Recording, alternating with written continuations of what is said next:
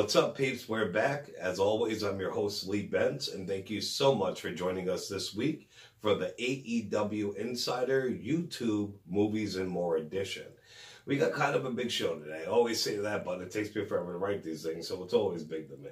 And I know I'm not bald. I mean, of course, I can see, receding hairline, but this is my little Nino Brown little thing I got going on until I cut my hair again. All right, anyway, we'll get into weekend box office first. I'm not going to spend too much time on it because, seriously, it's the same six that were in it last week. They're just moved a couple spots. That's it. But number one again for the second week in a row, which is insane to me, is Angel Has Fallen. So don't be bitching about crappy action movies or yada, yada, yada, because you're going to be getting a lot more because the movie did really well. Angel Has Fallen's number one again for the second week in a row. Number two, still holding strong, which I think should have been number one since it came out 3 weeks ago, is Good Boys. Good Boys is amazing. You can catch the review on one of my older videos. Number three is The Lion King, still holding strong. Like I said last time, I'm pretty sure it's $1 billion now or some obscene shit like that. Number four, taking back their spot from number 5 last week, is The Fast and the Furious present Hobbs and Shaw. I don't know what you guys heard about it, if you heard anything about it, what have you, but that movie's awesome, for real. You go into it thinking what it is, just an action movie, kick-ass, yada yada, and that's exactly what it is. It's fucking awesome. All right, and number 6 is Ready or Not. They debuted number 6 last week. They stayed at number 6 this week, and I actually have the review coming up in a little bit. I watched it. We'll get to it. All right, opening this week in the movie theaters, I picked 2 movies. Like I said, there's usually like anywhere from 15 to 20, but they're not nationally released. Some are straight to video, and some aren't just worth talking about. So the one everybody's talking about, which everybody's going to go see, it's going to make $1 billion fucking dollars too, is It Chapter 2, which is the remake of the original It from the 90s. It was like a mini-series, and it's based on Stephen King's amazing novel. His books are amazing. They're always better than the movies, but some movies do them justice. It too does star James McAvoy, Bill Hader, and of course Bill Skarsgård as Pennywise. My daughter and I are going to go see it this Saturday, so I will have a review for it on the next show. I already know the review is going to be good. That movie's going to be fucking amazing. I won't say amazement. The critics are already seen it. They're giving it rave reviews. I might have seen 1 or 2 bad reviews for it out of like 100. It's supposed to be amazing. So I'll let you guys know how it is on next week's Movies and More episode. Also, we do have opening up Night Hunter, which stars Superman's Henry Cavill, he's not Superman anymore, Ben Kingsley, and Stanley Tucci. Ben Kingsley and Stanley Tucci are fucking amazing actors. So whenever they could be in one movie, you got to see it just for that. This one looks okay. It's about a police lieutenant whose entire force and a vigilante become caught up in a dangerous scheme involving a troubled man who's linked to years of females' abductions. So it's about a cop and his team and another guy, like a guy who does it on his own, who protects the streets like Batman and shit, without the law, teaming up against some weirdo who's been abducting females for the last year. The coming attraction, it might be like the movie. The first half of it got me in, but then towards the end I was like, So definitely check it out. That's Night Watcher, I believe it was, with Henry Cavill. All right, I got some reviews for you. I got 3 reviews. I have Midsommar, Ready or Not, and Dave Chappelle's controversial stand-up show Sticks and Stones. First I'll tackle Midsommar. Now, I've been waiting to see this movie. This is from the same guy who made Hereditary, Ari, whatever his name is, Ass something. He's the new king of horror, even though he's saying he doesn't want to do horror next, which is ridiculous. But I have to say, by a little bit, not much, just by a little bit, Hereditary was better. So if you hated Hereditary, you're going to hate fucking Midsommar. And people who hate it just don't get it. It's like Jacob's Ladder back in the day, A Serpent and a Rainbow, In the Mouth of Madness. People absolutely hate those movies, and they're some of the best movies ever made. There's just type A, type B, like they said. As always, I say, I don't care what the fuck type I am. I don't know, but I'm definitely not the other type that some of those weirdos are.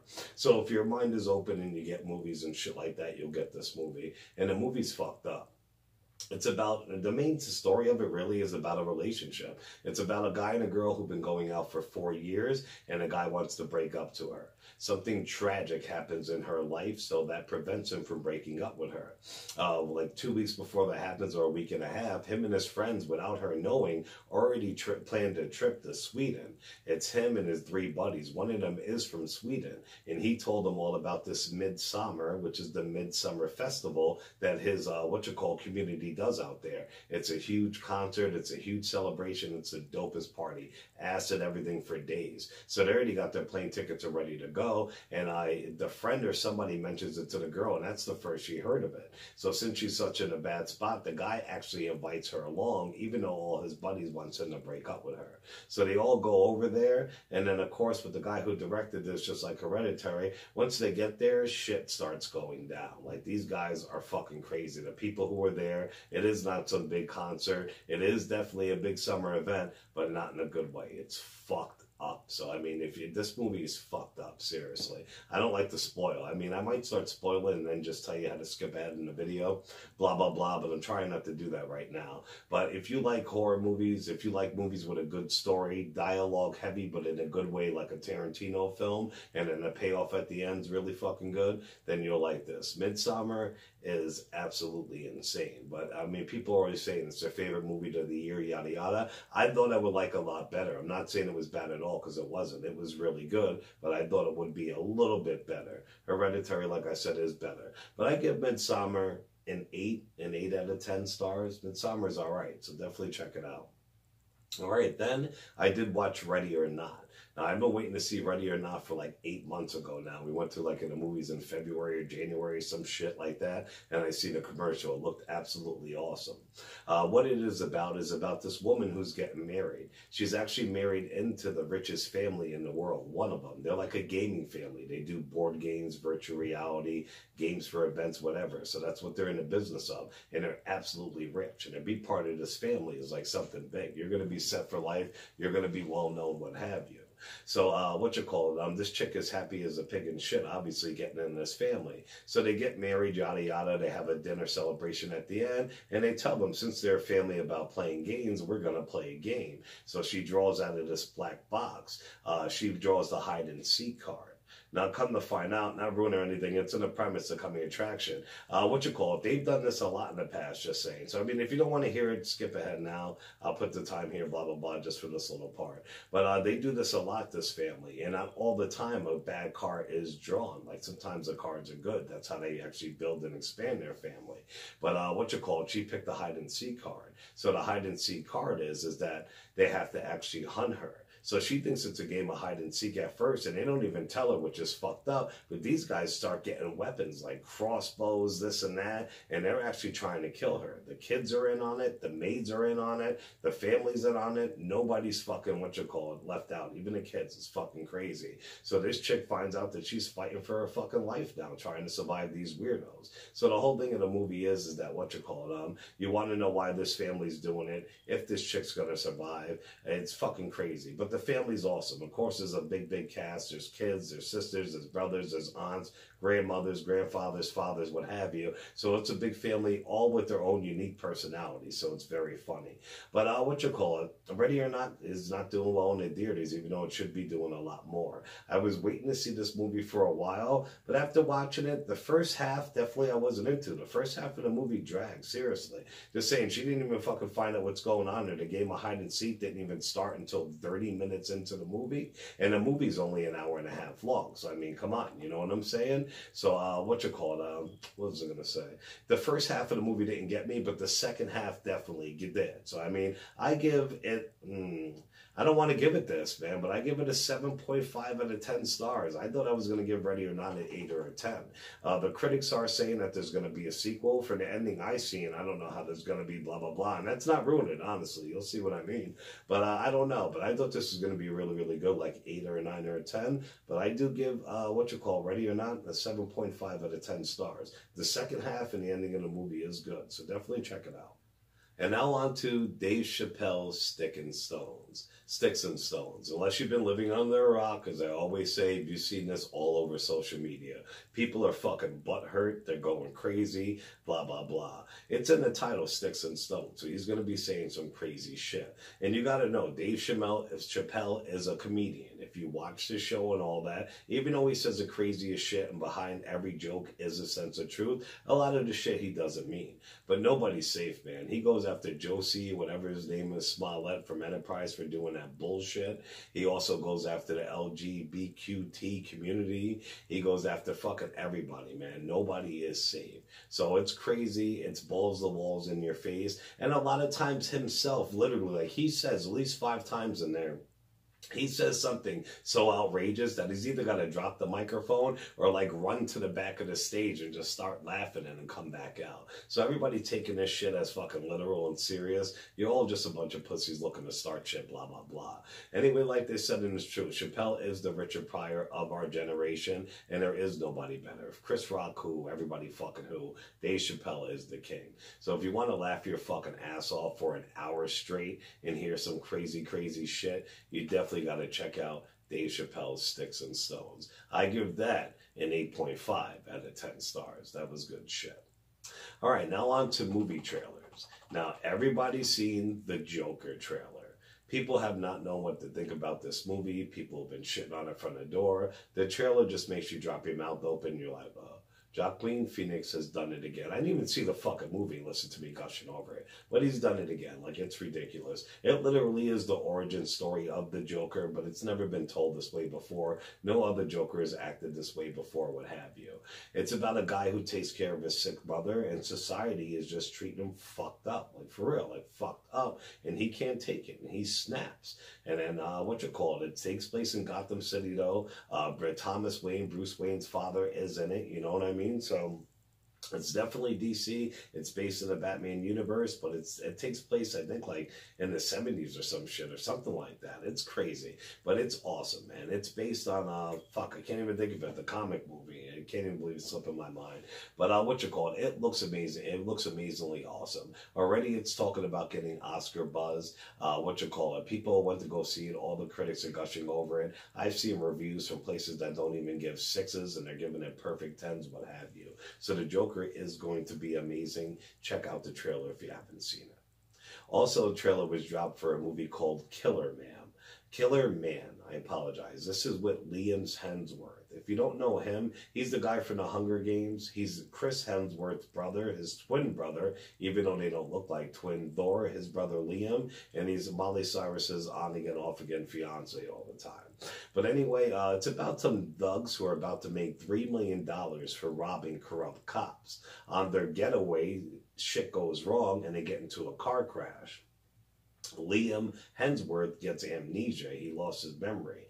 Come to find out they weren't drug dealers, that they aren't drug dealers, because that's what he thought. Him and his boy are actually money launderers. But now the real cops, the corrupt cops, are out there trying to kill them. Plus the mob guy, the guy who had them do the job in the first place, probably wants them dead too, just to clean the whole thing up and shut everything the fuck up. So it looks fucking crazy. It actually looks pretty good. So check out the trailer for Killer Man. Another one that looks fucking phenomenal is called Semper Fi. It stars Jai Courtney from Suicide Squad and Spartacus, Nate Wolff from Paper Towns, and Finn Whitlock from American Horror Story. It's about Cal, who is a dedicated cop, and that's Jai Courtney. He also serves as a sergeant in the Marine Corps Reserve. So he's a cop during his regular life, and on the weekends a month or a couple months a year, he's a sergeant in the Marines Corps for these guys. Hence the Semper Fi. When his reckless half-brother lands in jail for accidentally killing a guy in a bar, they show it. Cal and his buddies from the army hatch a plan to break him out of prison, no matter what the cost is. It looks fucked up, like extreme, but they show them, like the dude, they're all friends. It reminded me of The Outsiders for some reason, but in this day and age it wasn't. But they're all living in a house, they all do their thing. Well, some of them are, like, they're related, they're friends, blah, blah, blah. And that one kid who looks like a good kid, he goes to a bar and he kills somebody, like in a urinal or some shit, probably because they were going to attack him. And they're banging him out. I don't know if they give him life in prison or what, but his fucking brother and his army buddies know that it's a bunch of bullshit, so they literally go, like the movie Heat, bank Robin and shit, trying to break this guy the fuck out. It looks crazy. So definitely check out the trailer for Semper Fi. There's a new Alien, the movie Alien, documentary coming out. It's called Memory, The Origins of Alien. So if you're a big Alien buff, it looks like it's a must-see. Also, I don't know if I covered this last week or not, but I have to, because I've seen it again. I don't think I did. I know I meant to, but I don't think I did. But if I did, I apologize. But they showed it again. It's this movie called Villains. It's coming soon. It looks fucking bananas. It stars Bill Skarsgård, Pennywise again. And it's like him and his girl are Bonnie and Clyde. They're on the run, either from killing people, doing a bank robbery, whatever. They're killers. They break into this house to regroup for shelter, what have you. They look into the basement, and there's this woman chained up. The homeowners come to find out the homeowners are bigger weirdos and killers and villains than they are. So now these people who are on the run for killing people, doing whatever, are now fighting for their life against some real villains. So it looks absolutely fucking insane, but in a deliciously good way. So definitely check out the trailer for Villains. Also, Honey Boy. I feel like I definitely seen this trailer. I don't think I reported it though. It's written by Shia LaBeouf. Shia LaBeouf's awesome, no matter how he is in his personal life, as an actor, movies, what have you. He's the man. Anyway, it's about a young actor. At the beginning of the trailer, they show him growing up. He's a stuntman. He's the man. He's got bitches, whatever. But I guess he's really traumatized by his childhood. So it also shows him as a kid how he got into the acting business. And his father's played by Shia LaBeouf. It looks crazy with glasses, half a bald head and shit. And how fucked up and vile their relationship was and how it is making it in Hollywood. His kid says to him, his dad says to him at one point, Shia LaBeouf, do you know how fucked up or how hard it is to know that I work for you, that you're paying me, I live off of you? And the kid pretty much says that if I wasn't paying you, you wouldn't even be here. And that's to his own father. So it looks fucking awesome. Definitely check out the trailer for Honey Boy. Now on to some video games. I've been hyping Men of Medan forever. It's a PlayStation 4. Well, no, I think it's out for others. It might be a PlayStation 4 exclusive. But Men of Medan is made from the same guys who made oh my God, I can't believe I'm fucking shit in the bed. Beyond the Dark or whatever, blah, blah, blah. This is insane. But it's a game. It's like a movie. It's about these people who are best friends. Some of them are rich, some of them aren't. Some of them are fucking yada, yada. And they actually go on a treasure hunt. They pay a lot of money to have this boat go out to go scuba diving, to look for treasures, lost artifacts, what have you. Along the way, shit goes down. I don't know if it's ghost ship, dead ghosts, pirates really come, blah, blah, blah. That pirates looking like that, like pirates from Captain fucking Tom and Captain Phillip and shit. But the game you can play alone, and there's a cast of about 5 or 6 people. Either all can survive, all can die, some can, some may not. It's up to you. But you can also play with 2 people online together and try saving each other. Or you could sit at your house and have 5 people, like a movie night, because it's like a movie, and you pass the controller and you play your parts. If you're dead, yada, yada. So it looks fucking awesome. I pre-ordered it. I got it Friday. I only played about an hour and a half, 2 hours of it. I think I'm on chapter 2. It's going to be a short game. It's only 5 hours long. But so far, I'm not impressed. I love horror. I love movie-type games when you get to control them, like Heavy Rain, Detroit Becomes Human, Beyond Good or, not Beyond Good or Evil, but you know that game. But I'm not impressed so far, and that's fucked up. The graphics are dope, but it's real glitchy. At the beginning, their whole first cutscene, like the prologue of the story and shit like that, the graphics are really good, but the guy's face, like their mouth, they look fucked up. Like, I don't know, man. I still gotta play it some more. It's not the full review on it, but just for only 2 hours into it right now, and it not being that long of a game, the story really doesn't have me hooked in, and it's kind of boring, to be honest. So, I'll give a full review when I'm done playing it, but right now, Men of Medan isn't hitting it for me. Also this week, the Blair Witch video game came out. I haven't got to play it because I don't have Steam and I don't have Xbox. I am getting a Google Stadia though, so that will open up for me playing a lot more games to tell you guys about. I'm a Sony guy. I'm PS4. But the Blair Witch game came out, and it's all mixed reviews. I read all the reviews. I watched them. A lot of people are shitting on them, but some of the big name reviewers are actually saying it's pretty good. Now, it is the Blair Witch. It's got the woods, but it's not entirely about the Blair Witch a lot. Like I've seen this to talk about the people going missing from the movie on the radio. The witch is actually in it, or you see her, but you can't look at her with your camera, you die, so you got to look at the floor. Like, some of the monsters are in there, and they're actually saying it ties into Alan Wake somehow. Oh, no, not this one. This other one closer does. I apologize. But it is a Blair Witch game, but it's not all Blair Witch in your face. There's not a lot of references, or not as many references as there should be. But the game looks pretty dope. Some of the reviews I've seen for it are dope. So definitely, if you like that type of shit, I'd check it out. For $30, it doesn't look bad at all.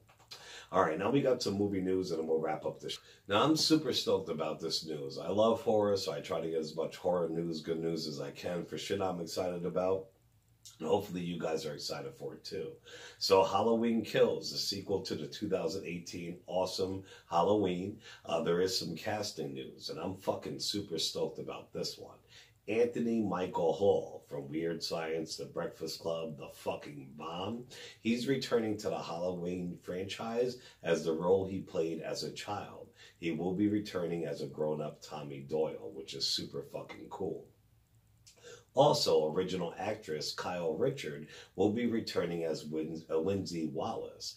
These guys know how to do it right, man. Seriously. If you don't know who they are, look up their names. If you're a fan, you know who they are, and you're fucking stoked like I am. I can't wait for these ones.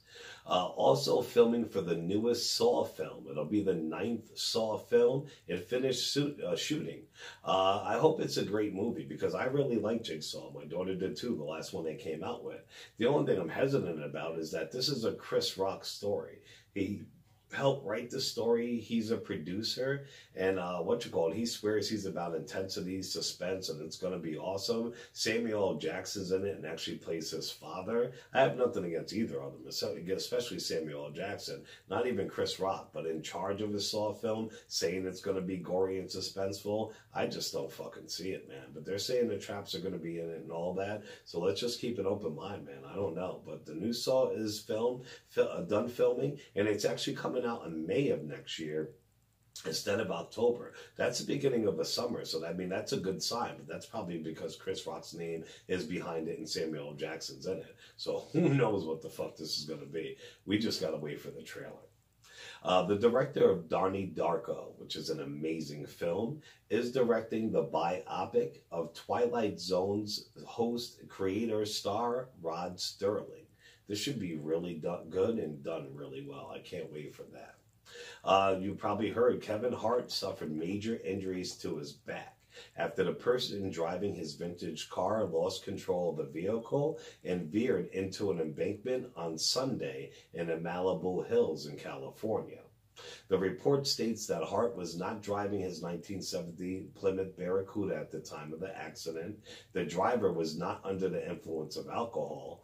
Both Hart and the driver sustained major back injuries and were transported and treated at nearby hospitals, while a third passenger did not sustain major injuries, according to the report. So that's fucking insane, man. It's like that Tracy Morgan shit. You can have everything and be on the top of the world. Look at that shit in a second. So everybody here at the AEW Insider, and I know all you guys at home, because Kevin Hart's cool, man. Even though he's a little short douche at times, that's a funny motherfucker. We wish you all the best, bro. That sucks.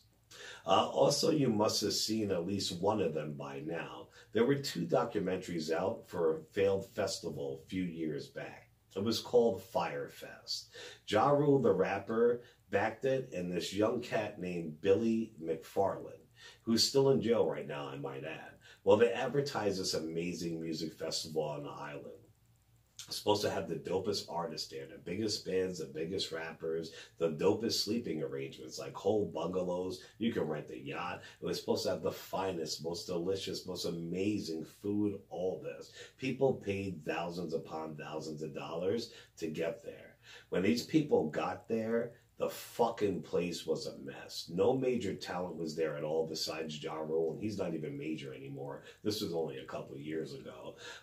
Their sleeping arrangements, like they had all these bungalows. They really did have those, not the yacht and shit. They lost all the keys for them. They did not have the keys for the fucking door for these places. So these guys literally set up legit FEMA tents on the beach. These things are going to blow away. They were fucked up. They just had mattresses in them.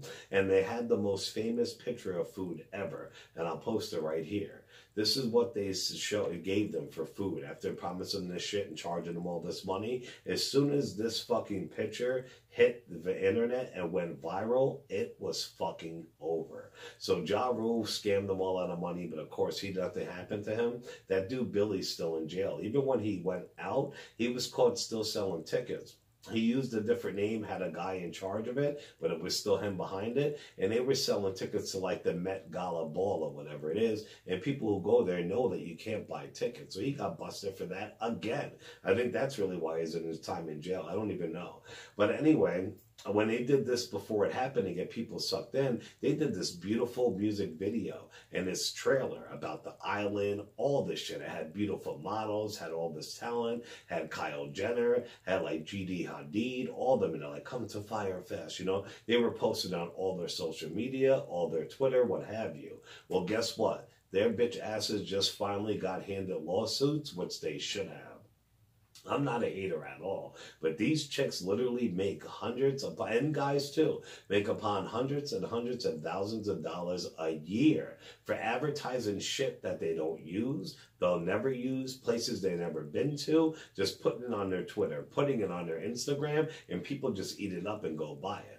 Well, they were all in this commercial on the beach sitting there advertising for this too. So people are pissed off and they finally handed them their lawsuits too because they deserve to get in trouble just as well for promoting this bullshit and ripping people off. So it's crazy. And you got to see the documentary. Like I said, Hulu made one and Netflix made one. The one on Netflix is way superior. It's so crazy at one part. That guy, Billy, the person who ran the island, I forget if it was like the mayor or say like the chief of police, they had to pay an obscene amount of money to even get the alcohol shipped over there for the party. And then the people from the island held it on them and they couldn't get it from them and they needed the booze, of course. So he told one of his workers who was gay to go to that guy who had their liquor and literally perform oral sex on this guy to get their fucking liquor back.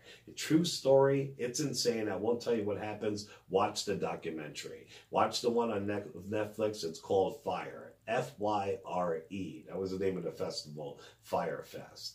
All right, peeps. Well, that's it. That's our news for this week. That's what's coming out this week. Those are my reviews for you. Look at this shit. I do the wrestling show. I do the wrestling podcast. I'm sitting here watching movies, TV shows, yada, yada. Upcoming, I will have the review for it too. I'll also have the full review for Teen Titans Titans Season 1 and Glow Season 3, plus a lot more on the horizon. Definitely check us out on all social media. Check my boy out. His name's Tutu. That's the guy I started with and all that got me into this. He does his own YouTube videos and he has one of our groups. It's the Jabber Jabber Wrestling Universe for all WWE. Definitely join our WFW fan group on Facebook and our AEW Insider group on Facebook. Also, we're AEW Insider on YouTube. Our John Moxley video is about to hit 1,000 views. I'm fucking super excited. And on Twitter, definitely hit us up at AEW Insider 1, number 1.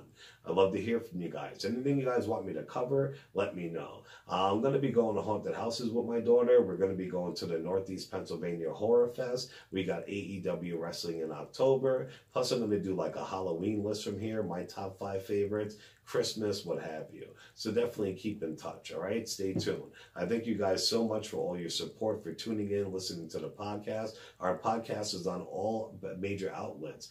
Anchor, Google, Apple, AEW Insider. Remember that. All right, peace. We'll be back with the podcast in a couple of days and some more videos later in the week. As always, I'm your host, Lee Bent, and thank you so much for joining us on this week's YouTube edition of the AEW Insider. Ciao, peeps.